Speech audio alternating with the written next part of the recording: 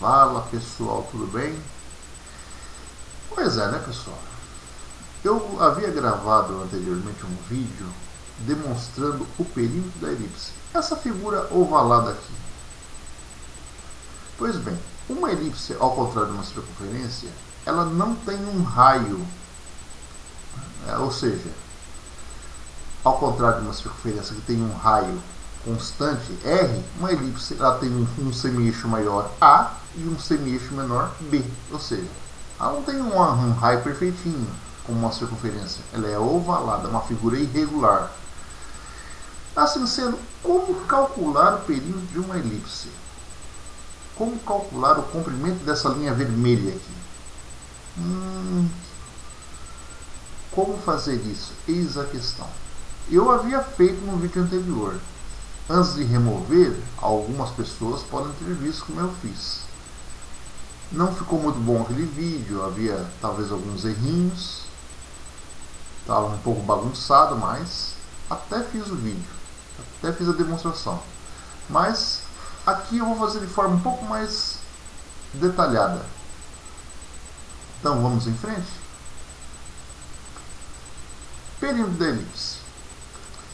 Seja uma elipse de semi-eixo maior A e semi-eixo menor B. Aqui está. O semi-eixo maior da elipse é o segmento que vai da origem até esse ponto A aqui, ó. Mas também o semi-eixo maior equivale a esse segmento aqui, ó, e que vai de B até o ponto C1. Tem a mesma medida do ponto B ao ponto C1. Sendo que C1 é o foco é um dos focos da elipse. De B a C1 também mede o semi-eixo maior. Tem a mesma medida do semi-eixo maior. Isso é uma informação importante. Ponto C2, de B a C2 também é o semi-eixo maior. Isso é muito interessante e muito útil na demonstração do perímetro da elipse. A propósito, a elipse é uma figura importante. Por quê? Porque os corpos celestes, Terra, Lua e outros planetas, giram em torno do Sol, assim como as estrelas giram em torno de outros astros mais massivos, descrevendo esse tipo de órbita, uma elipse. No caso da Terra, por exemplo, a Terra descreve uma elipse, claro que com uma excentricidade menor, ela é quase uma circunferência, sendo que a Terra ocupa um dos focos, ou melhor, falei bobagem, a Terra ocupa a órbita, ou seja, ela gira na órbita elíptica, e o Sol ocupa um dos focos. E tem uma particularidade interessante. Quando a Terra está longe do Sol, ela gira mais devagar. Quando a Terra vai se aproximando do Sol, ela passa mais rápido. Olha, isso é até uma coisa óbvia, porque se ela girasse mais devagar, se ela passasse mais devagar perto do Sol, ela ia fritar, né? É uma coisa até meio óbvia. Se bem que, pelo fato da órbita terrestre ser quase um círculo, a diferença de velocidade também não é muito grande. Isso as leis de Kepler explicam com uma razoável simplicidade. Mas isso é coisa para a física explicar. E explica até muito bem. Mas é uma outra história. Mas vamos lá. A equação da elipse, a equação que permite você gerar uma elipse, ou seja, a equação que gera os pontos de uma elipse, é essa aqui, ó. X ao quadrado sobre A ao quadrado mais Y ao quadrado sobre B ao quadrado igual a 1. Ou seja, se eu colocar um valor para x, se eu tenho o semi-eixo maior, se eu tenho o semi-eixo menor, se eu colocar um valor x ao quadrado aqui, eu acho o y ao quadrado com facilidade. Ou seja, tem o valor de A, tem o valor de b, coloco um valor para x, eu acho o valor para y. Coloco um outro valor para x, eu acho outro valor para y. É isso que diz essa equação aqui, ó. Facinho de entender. Por outro lado, se eu isolar y da equação, eu posso escrever essa equação só em função de x. É o que está aqui, ó. A mesma equação pode ser expressa em função de x. E será expressa por... A mesma equação em função de x será expressa por y igual a b sobre a, raiz quadrada de a ao quadrado menos x ao quadrado. Fácil, fácil.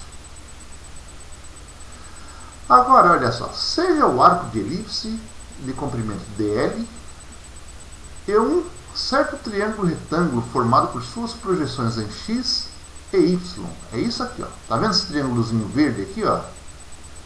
Aqui, ó. Olha só, o DL, ele é quase que esse arco de elipse aqui, ó. O DL. Que faz parte do triângulo. O DX é a projeção do DL no eixo X. O DY é a projeção do DL em eixo Y. Opa, estou vendo alguma coisa interessante aqui. Isto muito me agrada. Vamos dar um zoom nesse triângulo? Vamos dar um zoom nele. Olha, dei o zoom no triângulo. Olha só que interessante. Se esse triângulo fosse menorzinho, ele ia encaixar nesse arco de tal forma que esse arco seria quase que parte do triângulo, ou seja, o triângulo, eu aplicaria o triângulo de Pitágoras, teorema de Pitágoras, sem nenhum remorso. Vamos falar desse jeito. Mas, assim sendo, vamos aplicar o teorema de Pitágoras, imaginando que esse triângulo fosse menorzinho, então. Vamos aplicar. Imagina que esse triângulo fosse infinitesimal. Vamos imaginar que esse DL seja infinitesimal. O DL tenda a zero. Aí, dx tende a zero e dy tende a zero. Vamos imaginar isso aqui. Então, dl ao quadrado igual a dy ao quadrado mais dx ao quadrado. Vamos imaginar isso aqui. Não vai fazer diferença nenhuma. O erro vai ser mínimo. Vamos só imaginar isso. dl ao quadrado igual a dy ao quadrado mais dx ao quadrado. Aplicando o teorema de Pitágoras. O erro vai ser insignificante. É um triângulo isso aqui. Vamos aplicar o teorema de Pitágoras. Mais do que isso. Agora nós vamos pegar, tirar a raiz quadrada do dy ao quadrado mais dx ao quadrado e achar o dl. Se a seção de arco de elipse escolhido for suficientemente pequeno, esse se aproximará de uma reta. É o que eu falei, ó. Se esse triângulo for bem pequenininho, olha só. Ó, acompanhe meu mouse aqui. Se for bem pequenininho,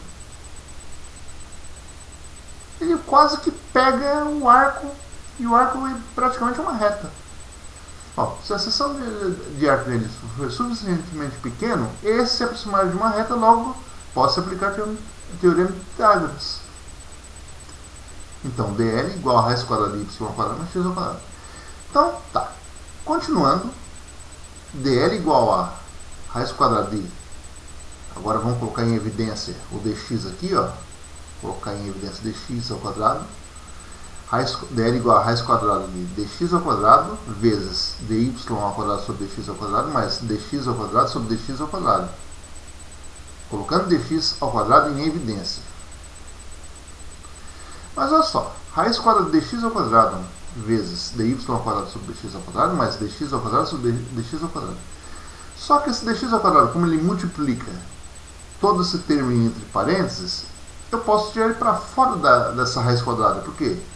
Raiz quadrada de um produto é igual a raiz quadrada dos produtos. Então, tira esse dx para fora. Então, dl igual a dx vezes a raiz quadrada de dy ao quadrado sobre dx ao quadrado mais dx ao quadrado sobre dx ao quadrado. Vamos ler o que está escrito aqui, ó, que fui eu mesmo que coloquei. Dx ao quadrado pode ser tirado da raiz e a razão dy dx é a derivada da equação da elipse. E dx sobre dx vale 1. Ó, isso aqui é divisão de uma divisão de uma coisa pela mesma coisa. Então vale 1. E dy ao quadrado sobre dx ao quadrado é a derivada ao quadrado da equação da elipse que eu quero usar. Então, agora vamos aplicar a integral disso aqui. Agora vamos pegar e vamos aplicar a integral disso aqui. Ó. Após manipulações, podemos integrar entre dois limites de integração escolhidos adequadamente. Por enquanto vamos deixar só na forma genérica aqui. L igual a integral de um certo xa até um certo xb da raiz quadrada de 1 mais y' ao quadrado dx. Essa integralzinha aqui, que está de forma genérica por enquanto, me dá o comprimento da elipse.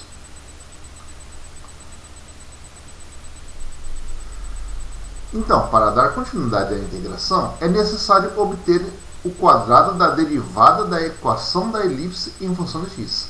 A equação da elipse, se vocês lembrarem bem, a equação da elipse é essa aqui, ó, y igual a b sobre a raiz quadrada de a ao quadrado mais b mais menos x ao quadrado.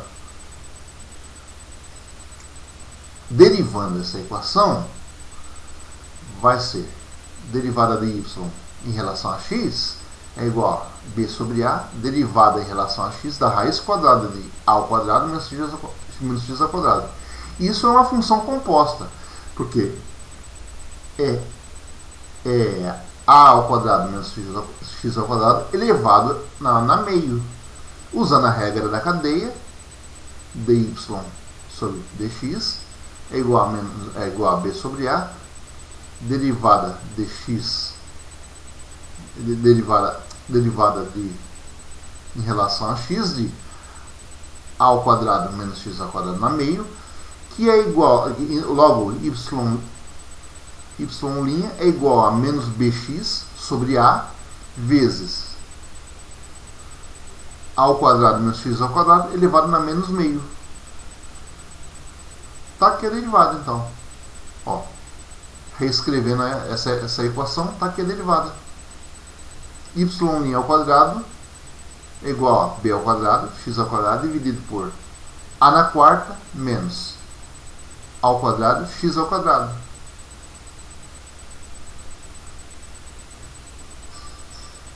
Esse é o quadrado da derivada da equação da elipse. O quadrado da derivada da equação da elipse é b ao quadrado, x ao quadrado, dividido por a na quarta menos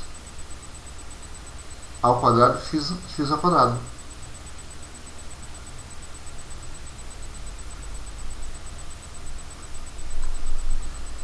Assim, o comprimento L da integral anteriormente definida será dado por L igual a integral de um certo xa até um certo xb da raiz quadrada de 1 mais y' ao quadrado dx. L é igual a integral de um certo xa até um certo xb da raiz quadrada de 1 mais b ao quadrado x ao quadrado dividido por a na quarta menos a ao quadrado x menos a ao quadrado x quadrado dx. Agora, fazendo algumas manipulações, obtém-se o resultado de L igual a 1 sobre a, que eu manipulei, né? Integral de xa até xb de a na quarta menos x quadrado vezes a ao quadrado menos b ao quadrado dividido por a ao quadrado menos x quadrado vezes dx. Para uma elipse de semi-eixos A e B, onde A maior do que B, pode-se escrever algumas relações interessantes. Quais as relações? A ao quadrado igual a B ao quadrado mais C ao quadrado. Tá aqui, ó. Tá vendo o triângulo retângulo aqui, ó? Formou? A ao quadrado, B ao quadrado, C ao quadrado. Tá vendo? Logo, C ao quadrado igual a ao quadrado menos B ao quadrado. Onde eu vi isso mesmo? Aqui dentro da equação, ó, a ao quadrado menos b ao quadrado. Mais do que isso, ainda podemos estabelecer as seguintes relações: K igual a C sobre A, onde C igual a K vezes A. onde K é a excentricidade da elipse, o quanto ela é ovalada. É uma constante que diz o quanto ela é ovalada. Então, substituindo dentro da equação, comprimento igual a 1 sobre A, integral de xa até xb, da raiz quadrada, integral de 1 sobre A, integral de xa até xb, da raiz quadrada de A na quarta menos x quadrada vezes A ao quadrado menos B ao quadrado, dividido por A ao quadrado menos x quadrado, dx. Agora fazemos as substituições. Mas antes disso, vamos fazer a seguinte coisa. Por simplicidade, a gente vai calcular o perímetro só de um quadrante da elipse, só de um quarto dela, ou seja, o primeiro quadrante. Só por simplicidade. E a gente vai usar como limites de integração de 0 até A. Esses vão ser os nossos limites de integração, tomando de 0 até A. Então, o comprimento vai ser de 1 até A, o comprimento vai ser igual a 1 sobre A integral de x até xb, raiz quadrada de A na quarta menos x ao quadrado vezes A ao quadrado menos B ao quadrado, dividido por A ao quadrado menos x ao quadrado dx. Manipulando essa integral para o comprimento e substituindo os limites de integração temos. Aí tá, foi o que eu falei. Então o perímetro sobre 4, porque eu disse que eu só ia calcular um quarto da elipse, e é o primeiro quadrante.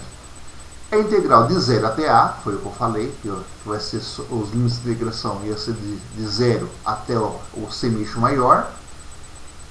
Vai ser a integral de 0 até A, da raiz quadrada de A ao quadrado menos K ao quadrado, x quadrado, dividido por A ao quadrado menos x ao quadrado vezes dx. Por simplicidade, calcula-se o perímetro apenas de um quarto da elipse, sendo que ao final do processo multiplica-se o resultado por 4, obtendo-se o perímetro total. Simples assim. Efetuando-se agora uma troca de variáveis de integração, onde x igual a A vezes seno de u, onde a integral meu Deus do céu. Efetuando-se uma troca de variáveis de integração, onde x é igual a vezes seno de u, a integral anteriormente desenvolvida assume a forma perímetro dividido por 4 é igual a integral de 0 a primeiros, ou seja, um quarto de circunferência, né? Ou melhor, um quarto de elipse, 0 até π sobre meio, da raiz quadrada de A ao quadrado menos K ao quadrado A ao quadrado, seno ao quadrado de U, dividido por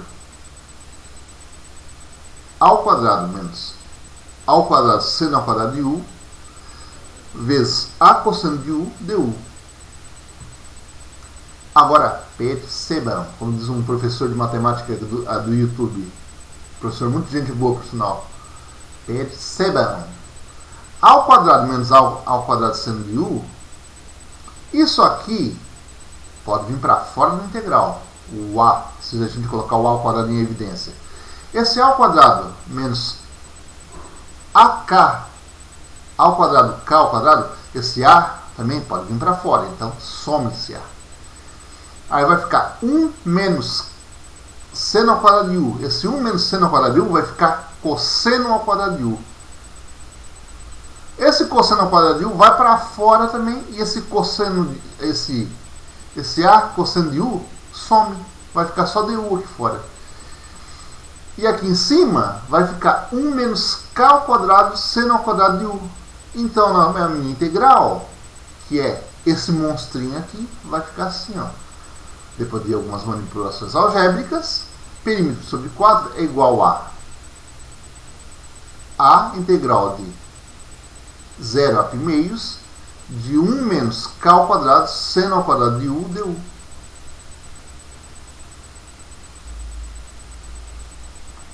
É o que eu falei, ó. Se A vai para cá, o A menos A seno ao quadrado de U vai ficar A ao quadrado cosseno de U, que vai para fora, vai ficar vai dividir com esse cosseno de u aqui, vai sumir. E esse a ao quadrado aqui fica em evidência. Vai para fora e vai ficar a na frente aqui da integral. E vai ficar só isso aqui. Acabou, acabou, acabou o cacete. Por que não acabou? Porque, olha só, essa integral é uma integral elíptica, cuja solução não é trivial, e seu cálculo só é possível via cálculo numérico ou séries. Por quê? Porque essa integral não tem uma solução analítica. Só dá para integrar ela via cálculo numérico ou por séries. E nesse caso, vamos usar séries para achar uma solução aproximada para ela. Não tem uma solução exata. Assim sendo, se reescrevermos a equação integrando na fórmula de um binômio, temos raiz quadrada de 1 menos k ao quadrado seno ao quadrado de u igual a 1 menos k ao quadrado seno ao quadrado de u na meio. Tal binômio pode ser expandido em séries. Isso aqui é praticamente um binômio, é óbvio, né? Então, olha só, uma série binomial pode ser obtida observando-se que 1 mais z na n é igual a 1 sobre 0 mais nz sobre 1 fatorial mais n vezes n menos 1 z ao quadrado sobre 2 fatorial mais n vezes n menos 1 vezes n menos 2 z ao cubo sobre 3 fatorial e vai embora. Aí olha só, onde as seguintes correlações podem ser obtidas. 1 mais z na n é igual a 1 menos k ao quadrado seno ao quadrado de u elevado a meio. Onde o meu z, que eu coloquei ali para fazer minha série, é o próprio menos k ao quadrado seno ao quadrado de u, e o meu n é o meio. Assim sendo, o meu integrando, a função do meu integrando, pode ser escrito como 1 menos k ao quadrado seno ao quadrado de u sobre 2 menos k na quarta seno na quarta de u sobre 8 menos 3k na sexta seno na sexta de u sobre 48 e assim vai. Então a minha integral, só peguei a integral aqui no caso, tá? A minha integral de 0 a primeiros de 1 menos k ao quadrado seno ao quadrado de u du é igual a 0 a primeiros du menos k ao quadrado sobre 2 integral de 0 a primeiros seno ao quadrado de u du menos k na quarta sobre 8 integral de 0 a primeiros seno na quarta de u du menos k na sexta dividido por 16 integral de 0 a primeiros seno na sexta de u du. Aqui eu já fiz a simplificação, ó. 3k na sexta sobre 48, eu posso simplificar e fica k na sexta sobre 16. Só fiz a simplificação, mais nada. Agora, basta calcular cada integral, cada uma das integrais, separadamente. Para a primeira integral, coisa mais trivial do mundo, integral de 0 a primeiros de du, vai lá primeiros. Porque a integral de du é u. Vai dar primeiros menos 0, que é primeiros. Agora, para as demais integrais, que são integrais em seno elevado a n, eu vou usar uma forma de recorrência. Essa forma de recorrência aqui, ó. Integral de seno na n de x dx é igual a 1 sobre n seno de n menos 1 de x, cosseno de x, mais n menos 1 sobre n, integral de seno na n menos 2 de x dx. Então, vamos aplicar integral de 0 na n menos 2 seno ao quadrado de u du.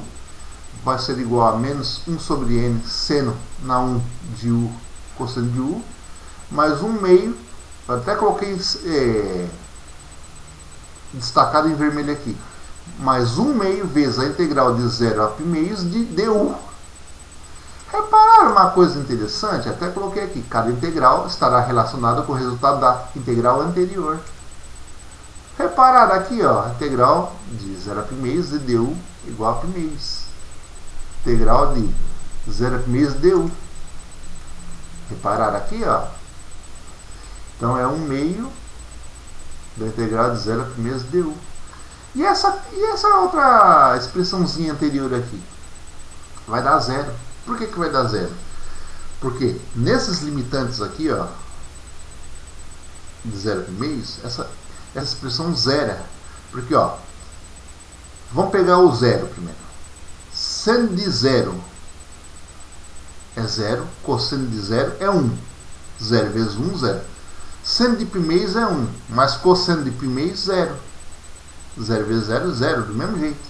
Então, 1 meio de primeiros, π quartos. Então, a integral de 0 a primeiros de seno ao quadrado de u du, π quartos.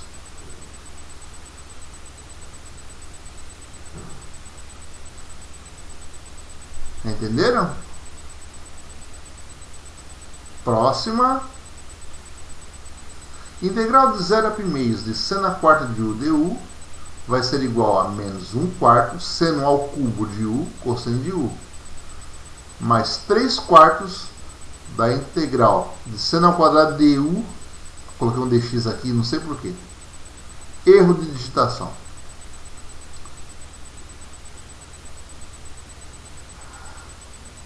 Integral de 0 a primeiros de seno ao quadrado de u du, π quartos.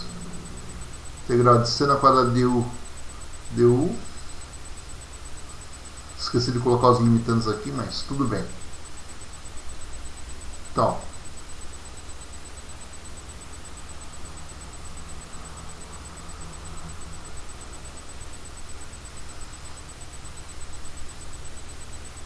três quartos vezes isso vai ser isso aqui zero. Então 3 quartos vezes isso vai ser 3π 16 avos. Já foi calculado também a integral de 0 a primeiros de seno à quarta de u du. Já que essa aqui também é zero. Porque seno ao cubo de 0, 0. Cosseno de 0 é 1. Seno ao cubo de primeiros é 1. Cosseno de primeiros dá 0. Também vai zerar. Então, tá certinho. Próxima. Integral de seno na sexta de u du vai ser menos 1 sexto de seno na quinta de u cosseno de u, mais 5 sextos da integral de 0 a primeiros de seno na quarta de u dx. Era para ser du de novo. E eu errei de novo aqui. Que mania!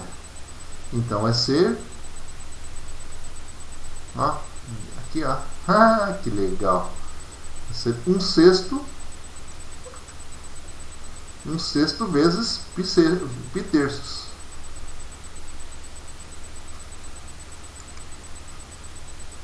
Oh, 1 sexto.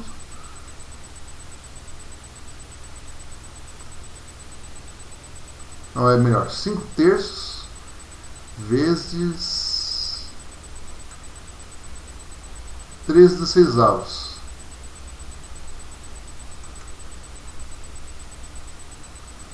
5 sextos vezes 3/16 avos, que vai ser igual a 5π 32 avos. Está calculado. 5π 32 avos é integral de 0 a π meios de seno na sexta de u du. Está calculada a minha expressão. Aqui não é dx, é du, viu, gente? Eu errei, erro de digitação, tá? Sempre um erro de digitação fica. A gente acaba errando. Então, reescrevendo aqui com os valores das integrais em mãos, reescrevendo aquela integral maluca aqui, ó, vai ser igual, essa integral aqui vai ser igual a π meios menos k ao quadrado π, k ao quadrado sobre 2 vezes π quartos menos k na quarta sobre 8, 3π sobre 16 menos k na sexta sobre 16, 5π sobre 32. Logo, o perímetro vai ser a vezes a integral de 1 menos perímetro de 1 quarto da elipse, melhor dizendo. Né? Perímetro de 1 quarto da elipse vai ser igual a vezes a integral de 0 a π meios disso aqui, né? Logo, o perímetro de 1 quarto da elipse vai ser igual a vezes π meios menos k ao quadrado sobre 2 π quartos, menos k na quarta sobre 8 vezes 3π sobre 16, menos k na sexta sobre 16, 5π sobre 32. Fazendo algumas manipulaçõezinhas, ajeitando tudo isso aqui que está bagunçado, eu vou ter isso aqui, ó, perímetro, claro, multiplicando por 4 ainda, né? Para assumir esse P sobre 4, né? Vai ficar só P, multiplicando aqui na frente também. Perímetro vai ser igual a π vezes A, vezes 2 menos k ao quadrado sobre 2 elevado a 1, menos, esse 2 na 1 é 2, tá? Some com esse 1 aqui.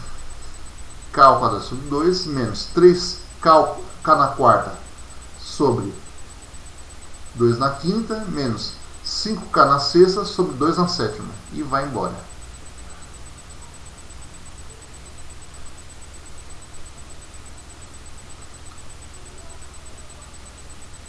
Aí o que a gente nota? A gente nota o seguinte: quando a excentricidade é zero, o perímetro se reduz ao perímetro de uma circunferência, sendo que a fórmula é uma boa aproximação para o perímetro da elipse, que não possui uma forma analítica. Ou seja, nenhuma elipse tem uma fórmula exata para o cálculo do perímetro, mas uma forma aproximada.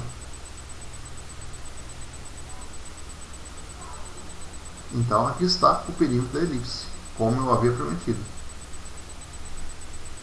Então, se eu zerar a excentricidade, que equivale a uma circunferência que tem excentricidade zero, eu vou ter 2πa.